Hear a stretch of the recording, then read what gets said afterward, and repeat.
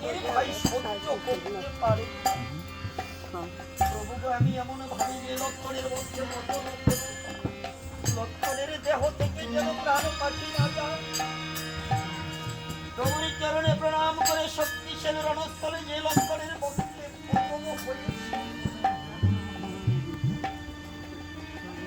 লক্ষণে করো জুড়ে প্রভুকে ডেকে বলছো গো দয়াময় দয়াল দীনবন্ধু করুণার সিন্ধু বিপদ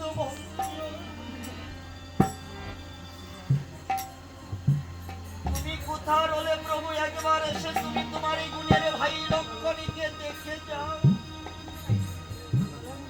এমনি ভাবে তারও তো ব্রহ্ম রাম নাম জপতে জপতে মনে তজয়িতন্য হয়ে পড়েছে। অন্তর্যামী ভগবান এসে গুণের ভাই লক্ষণকে জড়িয়ে ধরে দেখে বলছে, তুই আর আমি ভাবে ঘুমিতে পড়ে থাকিস, তুই উঠে তোর চাঁদ বদনে আমাকে একেবারে দাদা দাদা বলে ডাক। আমি তোর চাঁদ বদনে দাদা ডাক শুনি।